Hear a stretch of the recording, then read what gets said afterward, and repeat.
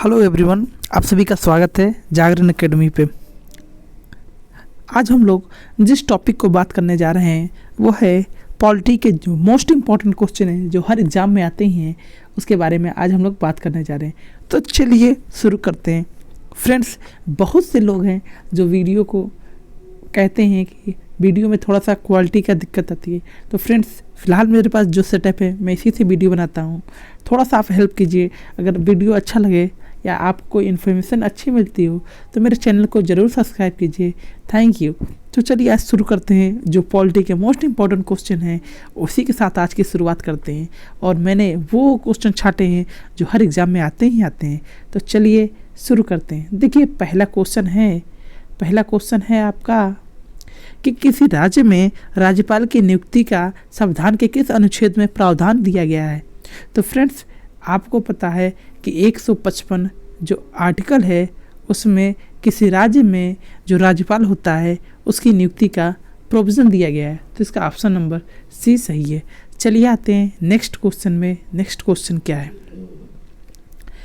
देखिए, next question बहुत ही important है और क्या है थोड़ा समझिए। अनुच्छेद 368 के अंतर्गत संसद संविधान के किसी भी भाग में संशोधन कर सकती है। कारण है, संसद भारत की जनता द्वारा निर्वाचित उच्चतम विधायी संस्था है। नीचे दिया गया है कि इनमें से जो कूट है, ये क्वेश्चन जो आते हैं ये मोस्टली यूपी पीसीएस या आईएएस में ऐसे क्वेश्चन आते हैं। फिर भी आप एक बार करने की कोशिश कीजिए। तो इसमें कह रहा है ए तथा आर दोनों सही है। आर जो है ए का सही व्याख्या करता है। ए तथा आर दोनों सही है परंतु आर ए की व्याख्या नहीं करता है। और ए सही है परंतु आर गलत है, और ए गलत है परंतु आर सही है। तो देखिए, जो दोनों बात कही गई है कि 368 के तहत संविधान के किसी भाग में संशोधन हो सकता है, ये बात बिल्कुल करेक्ट है। तो आप देख लीजिए, ए मतलब जहाँ पे सही होगा तो एलिमिनेट कर देते हैं। देखिए, ए यहाँ गलत है डी नंबर में, तो डी आंसर होगा नहीं। आर भी सही है क्योंकि भारत में की जो संसद है वो विधान बनाती है या कानून बनाती है और वो जनता द्वारा चुनित है, तो आर भी सही है। इसका ऑप्शन नंबर बी सही है। ए और आर दोनों सही है परंतु आर ए की व्याख्या नहीं करता है। तो चलिए नेक्स्ट क्वेश्चन पाते हैं, क्वेश्चन नंबर 3। तो देखिए, क्वेश्चन नंबर 3 क्या है इसे भी देखते हैं। क्वेश्चन नंबर 3 कह रहा है, भारतीय संविधान का अनुच्छेद 40 राज्य को सार्थक कदम हेतु परामर्श देता है। तो आपको पता है मोस्ट इम्पॉर्टेंट आर्टिकल है हमारे डीपीएसपी का कि आर्टिकल 40 कहता है कि पंचायतों का गठन करना चाहिए। तो इसमें कौन सा आंसर सही होगा? Option number B is a correct answer. ग्राम पंचायतों के संगठन के संबंध में कहता है आर्टिकल 40। चलिए नेक्स्ट क्वेश्चन पे आते हैं। और नेक्स्ट क्वेश्चन क्या है इसे देखते हैं। कह रहा है, निम्नलिखित में से कौन पंचायतों की वित्तीय स्थिति का पुनरावलोकन करने के लिए वित्त आयोग का गठन करता है। तो इसका राइट आंसर है संबंधित राज्य का राज्यपाल। देखिए, फाइनेंस कमीशन वित्त आयोग जो बनाता है वो आर्टिकल 280 के तहत प्रेसिडेंट कराता है या उसके बनवाता है, लेकिन राज्य में जो पंचायतें होती हैं उनके वित्तीयन के लिए राज्यपाल हर बार राज्य वित्त का निर्माण करता है पंचायतों के लिए। इसका ऑप्शन नंबर सी सही है। चलिए नेक्स्ट क्वेश्चन देखते हैं। नेक्स्ट क्वेश्चन क्या कहता है? कह रहा है, निम्नलिखित में से किस अनुच्छेद को राष्ट्रीय आपातकाल के दौरान निलंबित नहीं किया जा सकता। तो देखिए, दो अनुच्छेद ऐसे हैं जो आपातकाल लगने के बावजूद भी कभी निरस्त नहीं होते। एक है आर्टिकल 21 और आर्टिकल 20। अब प्रॉब्लम ये है कि इन दोनों आर्टिकल के बारे में आपको जानना हो चाहिए। मोस्ट इम्पॉर्टेंट आर्टिकल है। तो आर्टिकल 21 कहता है कि जीवन की स्वतंत्रता, मतलब जीवन जीने की कह सकते हैं इसकी स्वतंत्रता। और आर्टिकल 20 कहता है कि दोष सिद्धि के संबंध में कोर्ट जाने की आज़ादी। ये दोनों आर्टिकल मोस्ट इम्पॉर्टेंट है। ध्यान रखिए, हमारे देश में कोई भी आपातकाल लगा हो, चाहे वो स्टेट इमरजेंसी हो या राज्य इमरजेंसी, स्टेट इमरजेंसी या कह सकते हैं कि वित्तीय आपातकाल, ये सारे कोई भी इमरजेंसी हो, उन दोनों में भी ये दोनों ख़त्म नहीं होते, हमेशा रहते हैं। चलिए नेक्स्ट क्वेश्चन पे आते हैं। नेक्स्ट क्वेश्चन क्या है? कह रहा है, निम्नलिखित में से किसे अपने कर्तव्यों के पालन में भारत के राज्य क्षेत्र में सभी न्यायालयों में सुनवाई का अधिकार है। तो देखिए, एक व्यक्ति होता है भारत का महान्यायवादी, उसे भारत के जितने भी न्यायालय हैं उसमें सुनवाई करने का अधिकार होता है। इसका option number B is the correct answer. चलिए नेक्स्ट क्वेश्चन पे आते हैं। नेक्स्ट क्वेश्चन क्या है, फिर नेक्स्ट वैसे ही क्वेश्चन आ गया, तो चलिए इसको भी देख लेते हैं। कह रहा है भारत का संविधान सबसे अधिक लंबा हो गया है। फिर नेक्स्ट कारण बता रहा है कि मौलिक अधिकारों का अध्याय अमेरिकन संविधान के मॉडल से लिया गया है।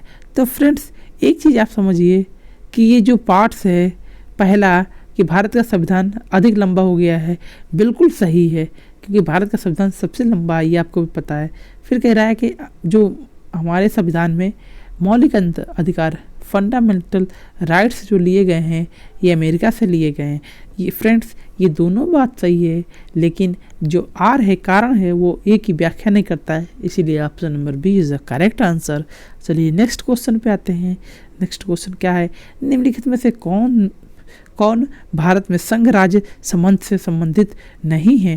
तो फ्रेंड्स इसको आंसर देखिए सरकारी आयोग, राजमन्नार समिति, पुंछी समिति, ये तीनों ही हैं। ये केंद्र, सेंट्रल और स्टेट के बीच में संबंधों को लेकर बनाए गए कमेटियां हैं।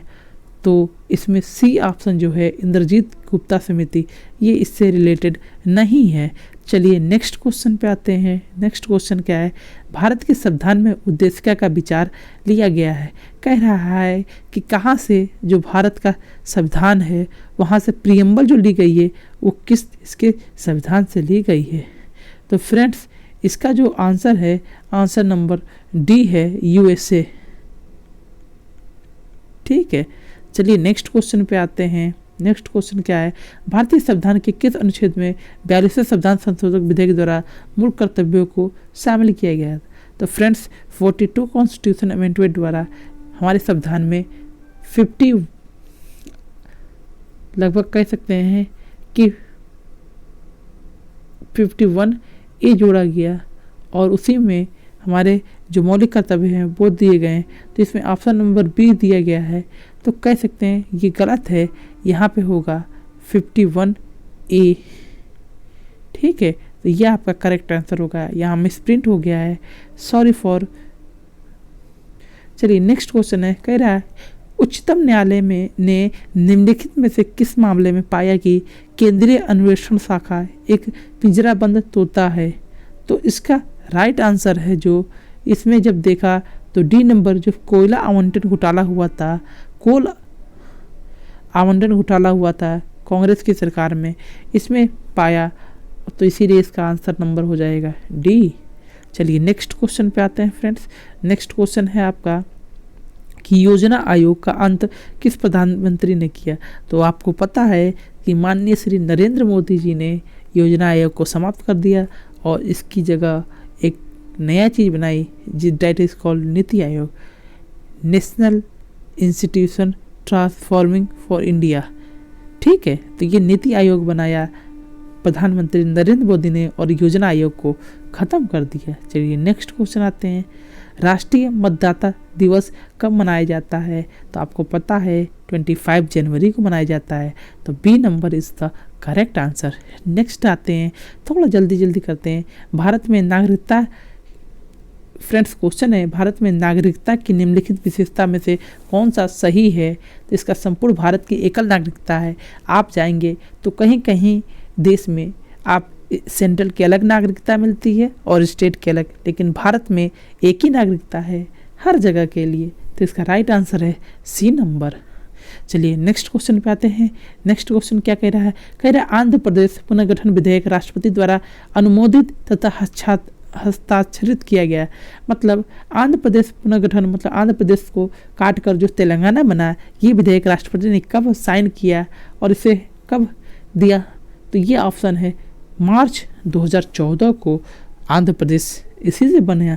चलिए नेक्स्ट क्वेश्चन है, शिक्षा का अधिकार अधिनियम 2009 का लक्ष्य शिक्षा को मुफ्त तथा अनिवार्य बनाना है। उन बच्चों के अधिकार के निहित हैं जो प्राथमिक स्तर के हैं या माध्यमिक स्तर के हैं, उच्च स्तर तक हैं या स्नातक। तो ये है प्राथमिक स्तर तक के, तो इसका आंसर है ए नंबर। जो प्राथमिक शिक्षा के लिए जो बच्चे हैं उनकी शिक्षा को उपलब्ध कराना, ये इसका विचार था। फिर नेक्स्ट क्वेश्चन है, भारतीय संविधान का निम्नलिखित में से कौन सा अनुच्छेद भारत के राष्ट्रपति को अध्यादेश जारी करने की शक्ति देता है? तो फ्रेंड्स आप लोग ध्यान रखिए कि आर्टिकल 124 जो होता है वो 123 जो होता है वो प्रेसिडेंट को अध्यादेश जारी करने की शक्ति देता है। और एक चीज़ और ध्यान रखिए, आर्टिकल 213 जो होता है वो राज्यपाल को अध्यादेश जारी करने की शक्ति देता है। चलिए नेक्स्ट क्वेश्चन पे आते हैं। निर्वाचन आयुक्त हटाया जाता है, किसके द्वारा हटाया जाता है? मुख्य निर्वाचन आयुक्त के परामर्श से राष्ट्रपति द्वारा। तो इसका ऑप्शन क्या हुआ? C number. जो निर्वाचन आयुक्त होते हैं उनको हटाया जाता है, मुख्य निर्वाचन आयुक्त से परामर्श लेके राष्ट्रपति हटाया जाता है, क्योंकि निर्वाचन आयुक्त राष्ट्रपति के प्रसाद पर्यंत होते हैं। चलिए नेक्स्ट क्वेश्चन आते हैं। नेक्स्ट क्वेश्चन है, सर्वोच्च न्यायालय का न्यायाधीश अपना त्याग पत्र किसे लिखकर दे सकता है? तो वो मुख्य न्यायाधीश को दे सकता है या राष्ट्रपति को। तो इसमें अगर दोनों ऑप्शन हो तो दोनों सही है, वरना राष्ट्रपति इज़ द बेस्ट ऑप्शन। मान लीजिए कि मुख्य न्यायाधीश ना हो तो वो राष्ट्रपति को ही देगा। चलिए नेक्स्ट क्वेश्चन आते हैं हम लोग। कह रहा है, निम्नलिखित अनुच्छेदों में से कौन सा एक राज्य सरकार को ग्राम पंचायतों के गठन करने की आज़ादी देता है या निर्देशित करता है? तो फ्रेंड्स अभी हम लोगों ने देखा जो आर्टिकल 40 है वो हर राज्य को कहता है कि वो राज्य अपने स्टेट में पंचायतों का गठन कराए। तो चलिए नेक्स्ट क्वेश्चन पे आते हैं। नेक्स्ट क्वेश्चन है, भारतीय संसद की लेख लेखा समिति के अध्यक्ष को कौन मनोनीत करता है? तो फ्रेंड्स इसका राइट आंसर है जो लोकसभा का स्पीकर होता है या अध्यक्ष होता है वो उसे मनोनीत करता है, पब्लिक अकाउंट कमेटी। चलिए फ्रेंड्स नेक्स्ट क्वेश्चन पे आते हैं। केंद्र सरकार तथा राज्यों के मध्य आर्थिक संबंधों की विवेचना की गई है, किसमें की गई है? तो फ्रेंड्स याद रखिए जो अनुच्छेद 268 से लेके 281 तक में केंद्र और राज्यों के बीच में जितने भी प्रोविजन है उनका प्रावधान किया गया है। तो इसका राइट आंसर है आंसर नंबर बी। चलिए नेक्स्ट क्वेश्चन आते हैं। संविधान सभा के संवैधानिक सलाहकार कौन थे? Friends most important question, most important, बहुत बार एग्जाम में आया है। तो चलिए इसका राइट आंसर बताइए। सच्चिदानंद सिन्हा, के मुंशी, पी.एन. राव, टी.टी. कृष्णाचार्य। तो इसका राइट आंसर है सी नंबर। जो बी.एन. राव थे वो हमारे संविधान सभा के संवैधानिक सलाहकार थे। नेक्स्ट क्वेश्चन पे आते हैं। नेक्स्ट क्वेश्चन पे मोस्ट इम्पॉर्टेंट क्वेश्चन हर बार आता है ये भी कि इसमें मैचिंग करना है। तो चलिए मैच करते हैं। क्या कह रहा है? कह रहा है कि संविधान सभा के में प्रारूप समिति के अध्यक्ष कौन कौन थे? प्रारूप समिति के सदस्य कौन से थे? तो फ्रेंड्स देखिए एलिमिनेट कीजिए, जवाहरलाल नेहरू नहीं थे तो जिसमें 2 ऑप्शन होगा वो अपने आप गलत हो जाएगा। ध्यान से देखिए इसमें 2 4th वाले में आ रहा है तो 4th नहीं होगा। अब देखिए सरदार वल्लभ भाई पटेल भी नहीं थे तो इसका जिसमें 4 आएगा वो भी आंसर गलत होगा। तो 4 आ रहा है ए और बी में, तो ए और बी भी काट दीजिए। एक ऑप्शन बचा सी नंबर, ए और थर्ड। और वही इसका आंसर है कि जो प्रारूप समिति है उसमें ए.एन. गोपाल स्वामी और आह्लादी कृष्ण स्वामी अय्यर थे सदस्य। चलिए नेक्स्ट, इसे फ्रेंड्स इस टेक्निक को कहते हैं एलिमिनेशन टेक्निक। जब आपको आंसर नहीं मालूम है तब भी आप आंसर निकाल सकते हैं। जैसे कि एक बार आप समझ लीजिए, आपको एग्ज़ाम में बहुत हेल्प करेगा। मैंने क्या किया, मैंने देखा कि जवाहरलाल नेहरू मुझे मालूम है कि प्रारूप समिति के अध्यक्ष नहीं थे। मैंने देखा सेकेंड किस ऑप्शन में आ रहा है, डी में आ रहा था, तो डी कभी भी आंसर नहीं हो सकता, मैंने उसे हटा दिया। अब मेरे पास ऑप्शन बच गए 3। मैंने देखा कि सरदार वल्लभ भाई पटेल भी नहीं थे। मैंने देखा कि 4th ऑप्शन किस में आ रहा है, मैंने देखा फर्स्ट और सेकेंड में 4 ऑप्शन आ रहा है, तो वो कभी आंसर हो ही नहीं सकता। मैंने दोनों हटा दिया, मेरे पास सिर्फ एक ऑप्शन बचा, दैट्स ऑप्शन नंबर सी, वही मेरा राइट आंसर है। तो इसे कहते हैं एलिमिनेशन टेक्निक। फ्रेंड्स ये थे हमारे पॉलिटी के क्वेश्चन।